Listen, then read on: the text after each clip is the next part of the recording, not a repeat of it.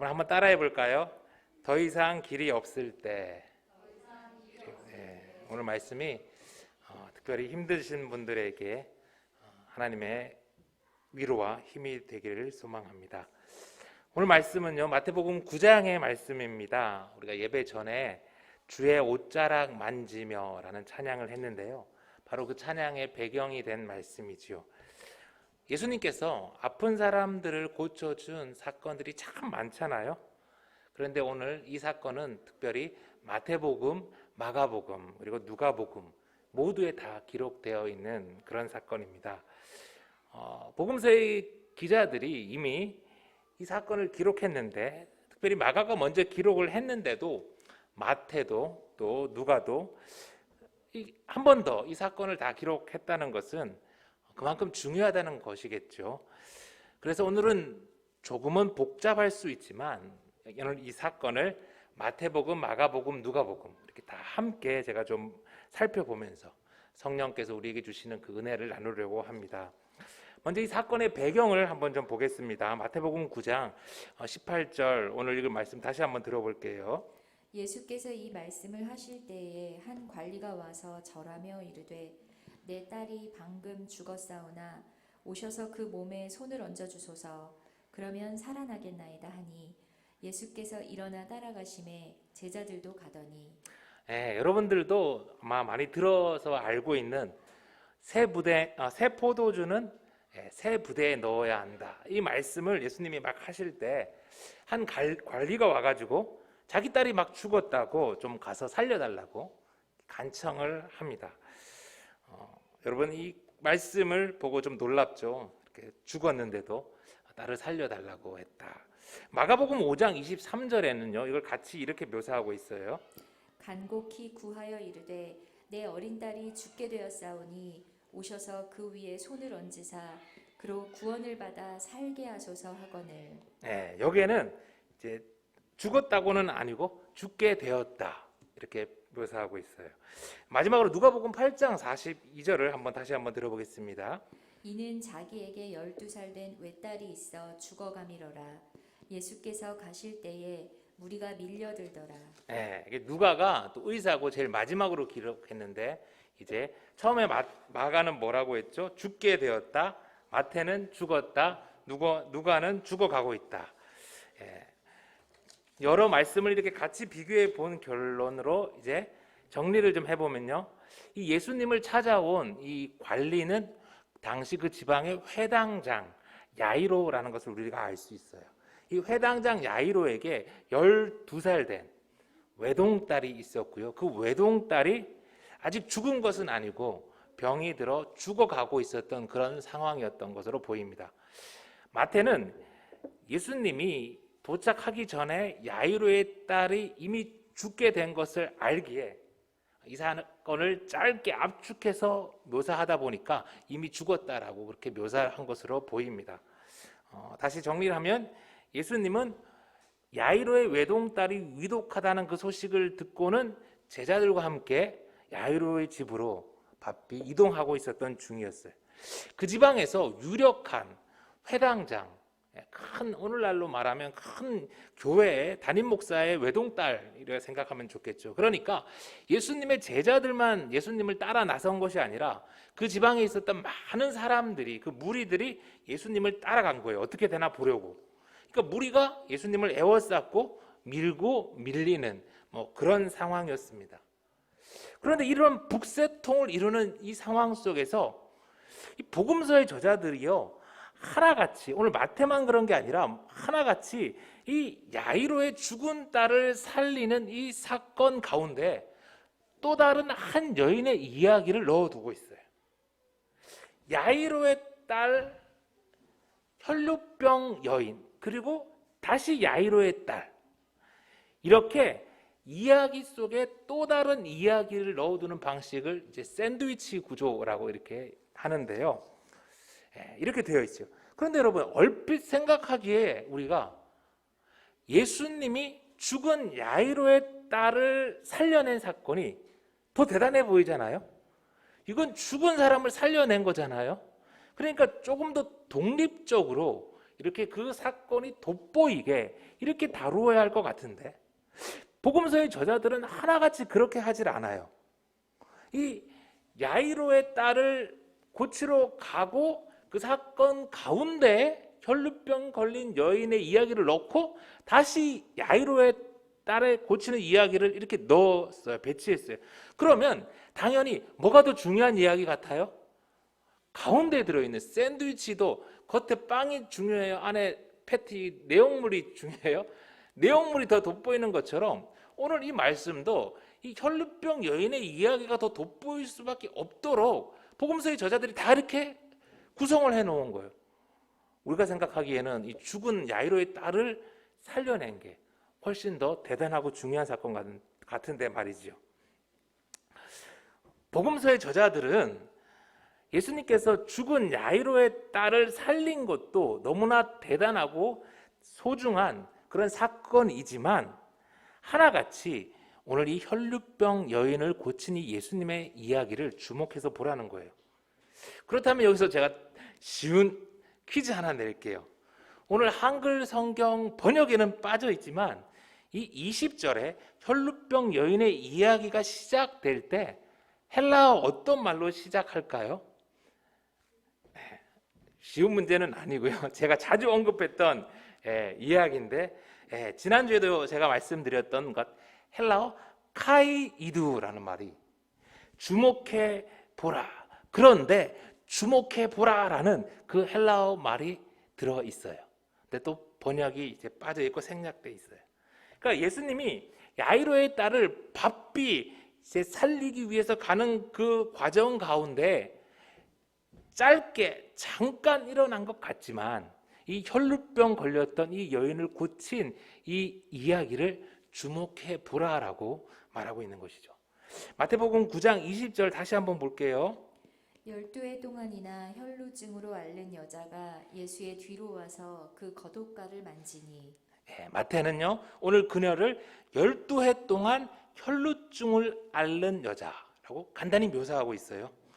이 사건을 먼저 기록한 마가복음 5장 26절에는요 많은 의사에게 많은 괴로움을 받았고 가진 것도 다 허비하였으되 아무 효험도 없고 도리어 더 중하였던 차라고 이야기해줘요.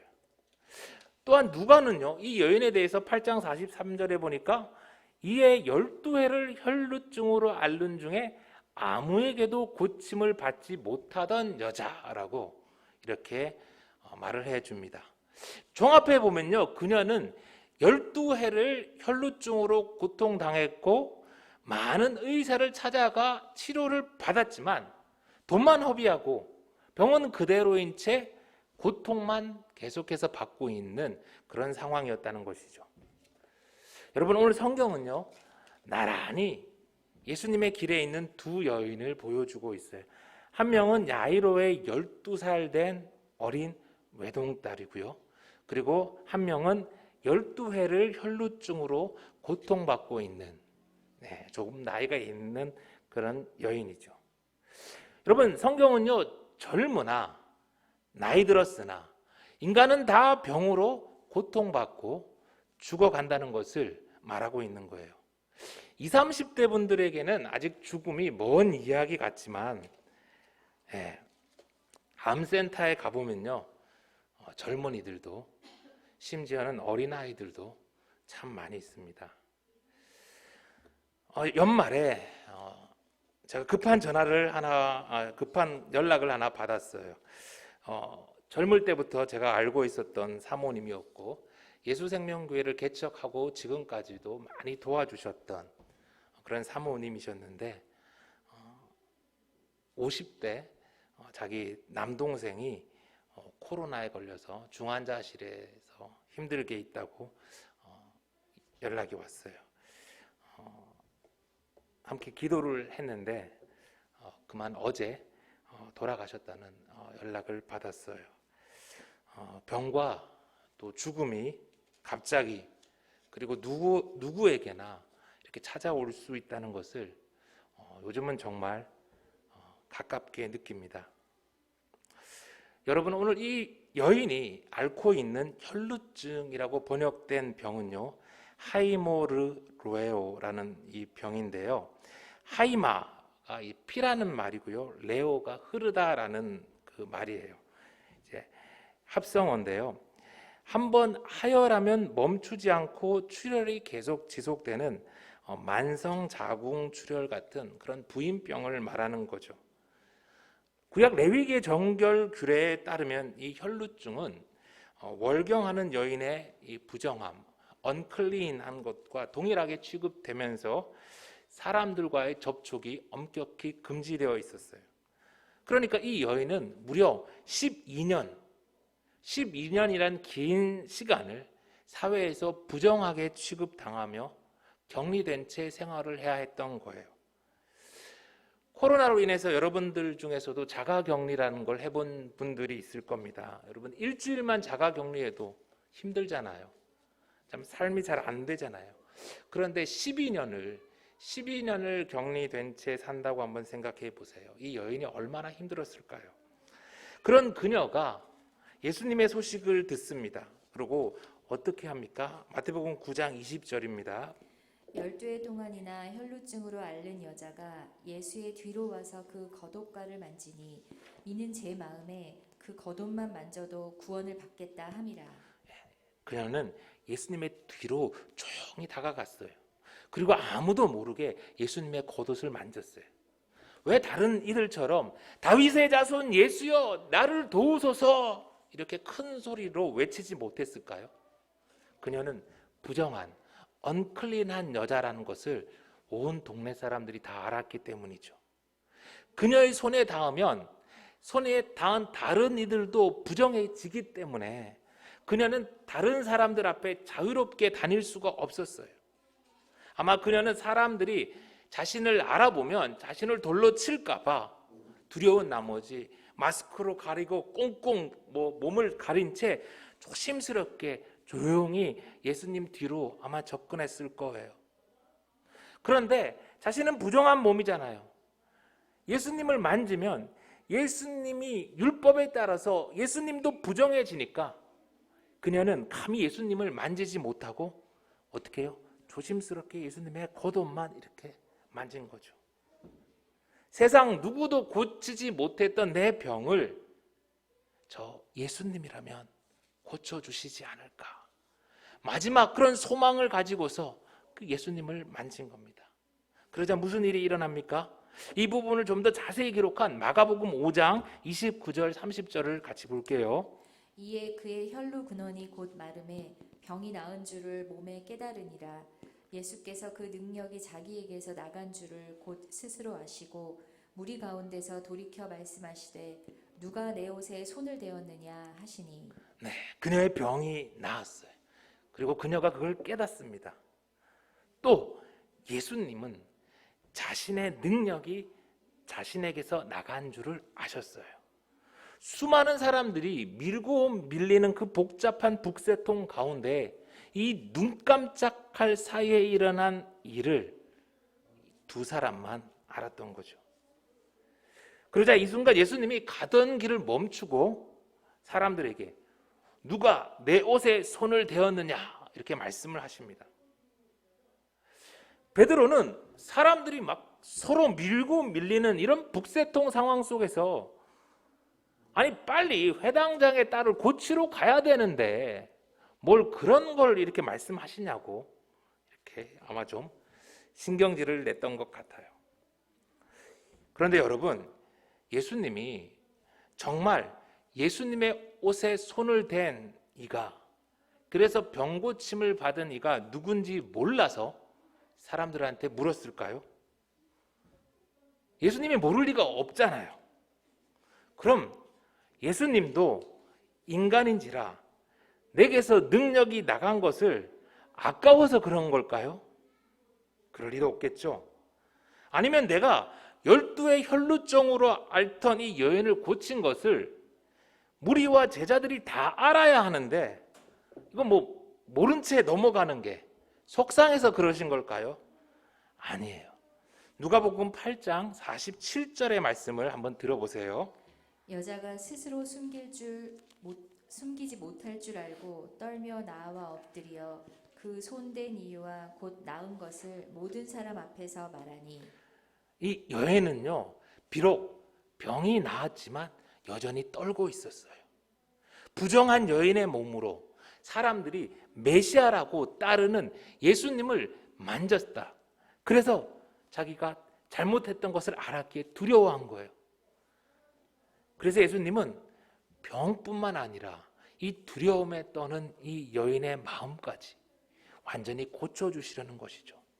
그래서 예수님은 그녀를 찾아서 사연을 사람들 앞에서 말하게 합니다. 예수님의 그 부름에 그녀는 떨리고 두려웠지만 자신이 예수님을 손댄 이유와 자기의 병이 나았다는 것을 모든 사람들 앞에서 이야기했어요. 그러자 예수님이 그녀를 향해서 뭐라고 말씀하시나요? 마태복음 9장 22절. 예수께서 돌이켜 그를 보시며 이르시되 딸아 안심하라 내 믿음이 너를 구원하였다 하시니 여자가 그 즉시 구원을 받으니라. 바리새인들이라면 그녀를 비난하고 돌을 들어 치자고 했겠지만 좋으신 우리 예수님은 그녀를 딸이라고 불러주시면서 두려워 떨던 그녀를 안심시켜 주십니다. 평생을 부정한 여인으로 공동체 속에서 부정하다 취급받고 살았어야 했는데 살아있으나 없는 존재로 하루하루를 보냈어야 했는데 예수님은 오늘 그녀를 다시 하나님의 자녀로 맞이해 주셨어요. 그녀의 병도 고쳐주셨고 이스라엘 사회 속에서 그녀가 살아갈 수 있도록 사회적 지위도 온전히 회복시켜 주셨어요. 그녀는 진정 구원받은 것이죠. 부정한 자가 정한 자를 만지면 정한 자도 부정해지는 게 구약의 율법이었는데 오늘 예수님으로 인해 부정한 자조차 예수님 때문에 도리어 깨끗해지는, 병뿐만 아니라 존재 자체가 깨끗하게 바뀌는 놀라운 기적이 일어났어요. 여러분, 새로운 율법, 구약이 아니라 새로운 율법의 완성이 바로 예수님이라는 것을 보여주는 것이죠. 그래서 이 사건은 이 샌드위치 가운데 있는 복음의 핵심 같은 사건인 것이죠. 그런데 여러분, 오늘 예수님으로 인해서 하나님께서 우리에게 이런 놀라운 은혜를 베풀어 주셨는데 그럼에도 하나님의 은혜와 아주 거리가 먼 사람들이 있습니다. 오늘 성경은요, 이 샌드위치의 남은 한쪽 그 부분에 바로 그런 사람들의 모습을 보여주죠. 마태복음 9장 23절입니다. 예수께서 그 관리의 집에 가사 피리 부는 자들과 떠드는 무리를 보시고 이르시되 물러가라 이 소녀가 죽은 것이 아니라 잔다 하시니 그들이 비웃더라. 12해를 혈루증으로 앓던 이 여인을 고쳐준 예수님은 다시 야이로의 집으로 가십니다. 그러나 그곳엔 이미 아이가 죽었고 그래서 피리를 불고 아이의 죽음을 슬퍼하는 이들이 있었어요. 예수님도 보고 그 상황을 아시죠. 그러나 예수님은 그 아이를 살려주기 위해서 이 소녀가 죽은 것이 아니라 잔다라고 말씀하시며 애곡하던 그 무리들을 다 물리셨어요. 그러자 사람들이 어떻게 반응합니까? 비웃더라. 사람들이 예수님을 비웃었어요. 아니, 방금 혈루증에 걸린 여인을 고쳐준 예수님이 여기까지 오셨는데, 아니, 정 예수님의 말이 믿기지 않으면 그냥 조용히 가만히 있기라도 하면 될 것을 그들은 예수님을 비웃었어요. 왜요? 자기들 생각에 이건 예수도 어쩔 수 없다고 판단한 거죠. 성도 여러분, 오늘도 수많은 사람들이 주일이면 예배의 자리로 나옵니다. 요즘은 온라인 예배가 보편화되면서 예배의 자리로 나아가는 게 얼마나 편해졌는지를 몰라요. 그런데 오늘 예배의 자리에 나온 수많은 이들 중에 과연 몇 사람이나 이 혈루병 여인과 같이 예수님께 나아가고 예수님의 옷자락을 붙들까요? 매주 반복되는 예배 속에서 이제는 아무런 기대도 소망도 없이 습관적으로 예수님께 나아간 것은 아니었나요? 내가 교회 좀 다녔고 인생 좀 살았다고 이제는 제자들처럼 예수님 우리 바쁜 길이나 어서 가자고 재촉한 것은 아니었나요? 혹시 겉으로 티내지는 않았지만 이건 안 된다며 하나님의 역사를 비웃었지는 않았나요? 성도 여러분, 22년 우리의 신앙이 진심으로 달라지길 소망합니다. 그런데 여러분, 예수님이 이 여인을 보시고 내 믿음이 너를 구원하였다 말씀하셨어요. 성경이 주목해서 보라고 한 이 여인을 구원에 이르게 한 믿음이 무엇인가요? 제가 비유를 하나 들어볼게요. 아파트 건물 옥상에 수돗물이 가득 들어있는 물탱크가 있어요. 이 물탱크는 이 수도관을 통해서 각자의 집 정수기로 연결이 되어 있죠. 마찬가지로 하나님이 우리를 위해서 은혜의 물탱크를 만들어 주셨고 그걸 연결해 주셨어요. 그러면 그 물탱크를 만들고 그 안에 은혜를 가득 채운 이는 하나님이시죠. 그런데 하나님이 예비하신 그 물탱크에서 그 은혜를 우리가 받으려면 어떻게 해야 할까요? 아무것도 안 하고 있는데 그 물탱크에 있는 물이 우리의 입속으로 막 이렇게 들어오나요? 물탱크에 물이 가득하다는 그 사실을 내가 믿습니다라고 확신한다고 우리의 목마름이 해결되나요? 그렇지 않다는 거예요. 정수기 스위치를 누르고 수도꼭지를 열어야 그 물탱크의 물이 우리의 목마른 입속으로 들어오잖아요. 오늘 혈루병 여인처럼 예수님이 나를 고쳐주실 것을 믿고 예수님께 나아가 예수님의 옷자락이라도 붙들어야 한다는 거예요. 물론 그렇다고 우리가 우리를 구원할 생수를 스스로 만든 건 절대 아닙니다. 인간은 스스로를 구원할 수 없어요. 우리가 한 것은 그저 우리를 살릴 생수를 하나님이 주셨다는 것을 믿는 것, 그리고 스위치를 눌러서 수도꼭지를 열어서 그 은혜가 우리의 입속으로 들어오도록 한 작은 행동이에요. 그게 믿음이죠. 그런데 좋으신 주님은 우리의 그런 작은 믿음을 크게 보시고 귀하게 보시고 우리가 구원받을 수 있도록 큰 은혜를 베푸세요. 할렐루야. 제가 처음 급성 골수성 백혈병 그 진단을 받고 병원에 입원해 있을 때 정말 눈앞이 캄캄했어요. 어떻게 해야 하나 멍하니 병실에 앉아서 그냥 울며 주님을 부르다가 오늘 설교 전에 만난 우리가 설교 전에 불렀던 이 찬양을 우연히 만났습니다. 주의 옷자락 만지며 주의 두 발을 씻기며 주님 그 발에 입 맞추며 나의 왕관을 놓으리. 열정이 넘치던 마흔의 목사가 병실에 앉아서 아무것도 할 수 있는 게 없었어요. 모든 걸 내려놓고 간절히 주님의 은혜를 구하는 것밖에는. 그때부터 주님이 고쳐주실 것을 믿고 날마다 소망을 갖고 예수님께 나아가 기도했어요. 그리고는 의사가 시키는 대로 열심히 치료를 받았지요. 기적이 일어났고 좋으신 주님이 옷자락을 붙들었던 저를 깨끗이 고쳐주셨어요. 성도 여러분, 22년이 새롭게 시작되었지만 여전히 우리의 미래는 불안하고 두려움이 있습니다. 병으로, 여러 가지 사업 문제로, 자녀 문제로 우리의 삶은 고통스러워요. 지난주 말씀드렸던 것처럼 12월 겨울이 시작되면서 저도 불안과 두려움에 잠을 이루지 못했어요. 잠을 저도 그런 걸 처음 겪으니까 얼마나 힘들던지 다시 예수님을 간절히 붙들 수밖에 없었어요. 어리석었던 저의 죄를 주님께 아뢰고 하나님의 은혜를 간절히 구했습니다. 지난주 설교를 들으신 분들이 저를 위해 많이 기도를 해주셨는지 이번 주 하나님의 은혜가 임했어요. 오랜만에 불안함과 두려움 없이 이렇게 편안하게 잠을 자는데 얼마나 좋았는지, 마치 그동안 제 머리가 막 스폰지 같이, 그 스폰지가 물을 이렇게 먹듯 스트레스를 가득 받았던 것들이 싹 다 빠져나가는 것 같은 걸 느끼는 거예요. 불안과 두려움 없이 평안히 잠을 자는데 너무 좋고 감사했어요.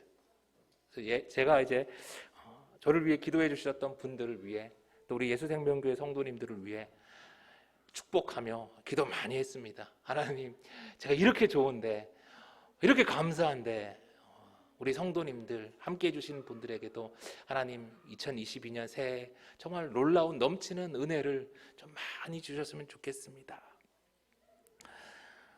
여러분, 오늘도 수많은 사람들이 예배의 자리를 다녀갑니다. 밀고 밀리는 그 사람들 속에서 분명 어떤 이는 오늘도 구경만 하다 갈 것이고요, 또 어떤 이는 예배 이후에 있을 다음 일정을 재촉하면서 빨리 가려고 할 것이고요, 또 어떤 이들은 마지못해 따라왔다가 하나님을 비웃다가 돌아가는 사람들도 있을 거예요. 그러나 오늘 이 여인과 같이 예수님께 소망이 있음을 믿고 예수님의 옷자락이라도 붙들기 위해서 나온 이들에게는 분명 좋으신 주님이 회복시키시고 살리는 은혜를 주실 것입니다. 지난주에도 작은 자여 안심하라, 내 죄 사함을 받았느니라, 우리 주님 그렇게 말씀하셨는데, 주님이 오늘도 다시 따라 안심하라, 내 믿음이 너를 구원하였다 라고 말씀해 주십니다. 사랑하는 성도 여러분, 여전히 우리의 삶은 광풍 속에 흔들리지만 풍랑이 아니라 믿음의 주여 온전케 하는 이인 예수를 바라봅시다. 우리의 문제를 해결할 권세와 능력이 가득 있는 우리 예수님께 소망을 갖고 오늘 이 여인과 같이 예수님을 향해 담대히 나아갑시다. 좋으신 주님이 우리의 작은 믿음도 크게 보시고 강한 팔로 우리를 붙드시고 고치시고 구원하실 것입니다. 딸아, 아들아, 안심하라, 내 믿음이 너를 구원하였느니라. 좋으신 우리 주님의 말씀입니다.